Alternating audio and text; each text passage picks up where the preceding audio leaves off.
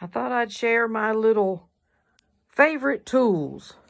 Now, I have a lot of tools in the shop, but these are the ones I just put it in this little Dollar Tree.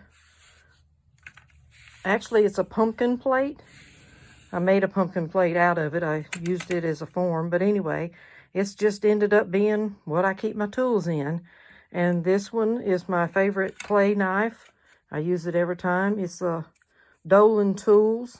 I have to clean it up to find the number, but that's my Dolan Tool clay knife I use.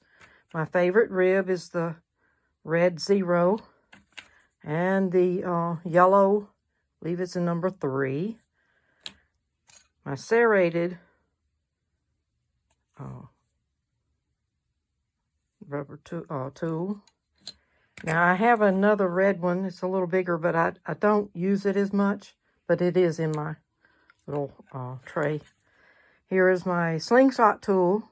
This is what I use to, it's just a little wire tool, you can see, to trim the edges of my plates or whatever. My fancy little cheap paintbrush that I use for putting on my slip. This is a roller I use a lot, so it doesn't go back. If you look over here, there's where my rollers go. It never makes it back home. It lives in my little tool bowl. This is my little Kemper tool I use. This is a little potter thumb on the end, and a great tool to get around the corners and stuff around your feet, whatever. Even on the wheel when you trim your feet and you need a little thing to get down in the corners. Here's another one with a little potter's thumb, and that's a good scoring tool. I don't use it as much, but I have used it pretty good bit. Here's my little special GR Pottery Form rib. He sells these. It's just one of these cut in half, but, you know, it goes around the edge of your pot and trims it up. Here's my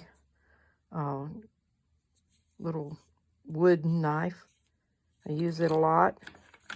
Anyway, this is my foot tool and my Maker's Mark stamps. This is a 2-inch and a 1-inch, and my big potter's thumb. The rest of the stuff in here, I use this for cornstarch, and my little hole punch. My rubber tip tools are in here, but my little sponge for when I'm using groggy clay, and pretty much my little fishtail trimming tools. I don't get to the bottom of this very often. I just pretty much use the ones on the top. Here's another serrated rib. I don't like it as much. It's good for like if you're doing coil building, but if you're scoring something you need a point, this one is the go-to. So anyway, somewhere in here is a Kemper stone. Oh yes, that is a must for tools. And I know they look dusty and dirty, but hey, it's a mud shop. Here's my other rubber tip tool to help clean up edges. This is a good trimming tool on the wheel. Hole punches. And another potter's thumb. Here's another maker's stamp. This doesn't do as well as the wooden ones. But, trying to run away. But this is my little pumpkin dish. And, of course, the needle tools. And they fall to the bottom because I don't use them as much. The ones that here's a great potter's thumb.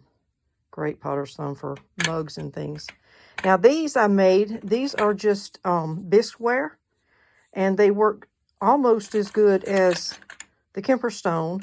If you fire it all the way to temperature, to vitrification, then this one is, then it works great. Especially if you have groggy clay to make one out of. So if you don't have a Kemper stone, you can make your own. But anyway, these are this is the tool bowl that I keep beside me on my working table, and I just reach and grab my stuff, because there it always is. When I get through, I wipe everything off, put it back in there, and there we go again. The toothbrush, no, it's not for me to brush my teeth while I'm out here. It's for cleaning also. It just fell out of the bowl. All right, thanks. Bye.